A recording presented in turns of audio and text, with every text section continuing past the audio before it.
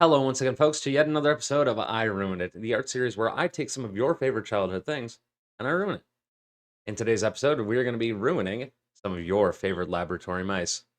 That's right, folks. We're going to be going with Pinky and the Brain. So, without further ado, let's see how it goes. Kicking it off. So, I'm glad that I got to be able to go through and do this. A lot of Western animation obviously influences a lot of the style that I do for my drawings already. So, doing something as iconic to not just my childhood, but a lot of other people's childhoods, such as Steven Spielberg's Pinky and the Brain. Itched a spot that I didn't realize needed itched in the old noggin. So I know it wasn't like the greatest turnout for how this reference drawing ended up happening. Honestly, I made Pinky look more like a Disney version of himself, which I guess is fine enough. Distinction and all that for copyright reasons, but regardless, I think I did pretty good. Besides, if you guys haven't, Rob Paulson, I believe was his name, the voice of Pinky, he's been going around and he's been doing a lot of stuff, like talking to Jim Cummings on his podcast and doing interviews and this, that, and the other thing. Overall, just a pretty cool guy. Voice actors like that have such an influence on some of the creative stuff that I like to do. Because I just think it's baffling how much that they can get done and how much they can change their voice and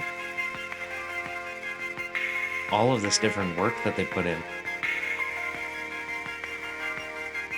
But speaking of work, that's going to be it for our reference image. So looks like we're going to be putting in some work of our own, trying to get these guys looking a little less cartoon cutesy and maybe a little bit more creepy.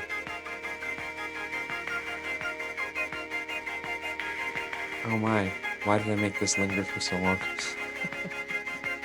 There we go. But alright, so starting off, I didn't want to do anything like super over the top for this one, but I knew that I wanted them to look more like mice. So that lends itself to very triangular body shapes and kind of uncomfortable posing. They're interesting. But yeah, right now I'm working on Pinky. They're not going to be super distinct until I get the eyes colored in, but that's why he's all stood upright and he's got his hands kind of reaching for the heavens. Like, why, brain? And then this slouched over one, you'll see as soon as the gut comes in. It's supposed to be Brain with his chubby little torso. But I went through and I still tried to give Pinky a little bit more of that goofy, misaligned, toothy smile. Brain here is supposed to be still looking a little teased, if you will. Trying to keep that kind of sharp point on the tip of the tail to help distinguish them apart. Brain keeping in more of a laxed pose, as if he's just kind of focused on whatever's going on with him. But then from here, we go on and color. Now, again, luckily enough, Western animation likes to use a lot of flat colors, and especially for the era that this came out in, it probably would have been a cost-saving measure for having a short cartoon like Pinky and the Brain going on to have just had those 4 pieces of color on the characters themselves, between saving time and saving resources, because they could just paint the entire bodies in with their base white and then go through with their little bit of color that they did need.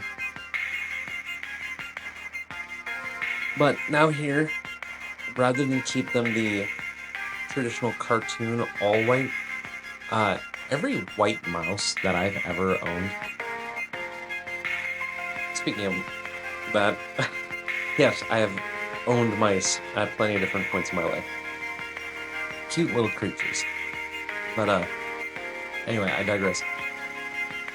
Every mouse that I've ever owned that has had like a white coat of fur, and if you're a small rodent owner where their fur is white, you'll completely understand this. They always end up getting just slightly yellow after about 30 minutes, and it's because they run through their bedding, and oh, those things, so gross. Love them to death, but so gross.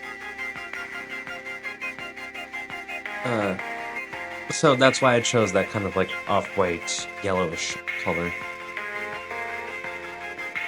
But as we're moving on here, we're going to be getting into the background. I wanted to stick to that kind of minimalistically painted cage design that shows up at the beginning of every episode and end of every episode for these guys running around. So we're just going to do a quick backdrop with the cage wall and a night sky type of motif. I'm going to go through, clean up some of these colors that I didn't realize had bled over or didn't fill enough. And then we're going to blur these stars in the sky before going through and adding some nondescript skyscrapers and buildings in the background as well. And since they were in like an industrial park, so to speak, or like metropolitan area, being laboratory mice, it could have honestly been so much worse for the detail that they put in. But again, cost-saving measures for animation at the time, where you would paint this pretty basic backdrop and reuse it for all of shots. Here you'll see that I'm starting to do the masking for the overhead light, and then I realized that I needed to change the layers up a little bit. So I went through, flashed my main Pinky and the Brain here up to kind of see how they looked against the backdrop. Pop in our creative guys. And then we're going to go in and mask the shadows for where the light would not be hitting them inside the cage. Mask off our darker shadows around their bodies. Kind of trying to keep with the flow of like real world anatomy. So the edges of the lips, under the arms, underneath the jawline is usually a pretty big one.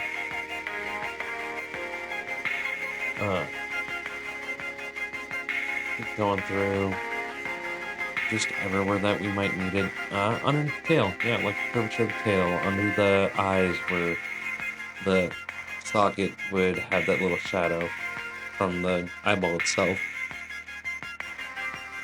Now we're just going to go in with some white highlights. Just do a little bit of that edge lighting where it might be needed.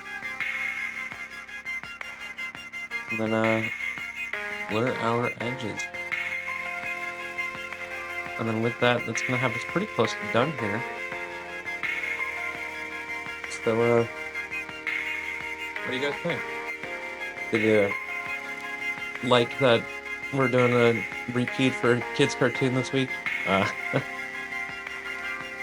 If so, leave something in the comments down below. If you have a suggestion for any of these future videos, feel free to also let me know in the comments below. Otherwise, don't forget to subscribe.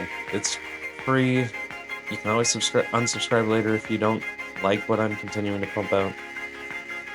If you liked this video specifically, hit the like button. Otherwise, folks, I think that'll about do it for this week. Thank you so much for watching, and bye.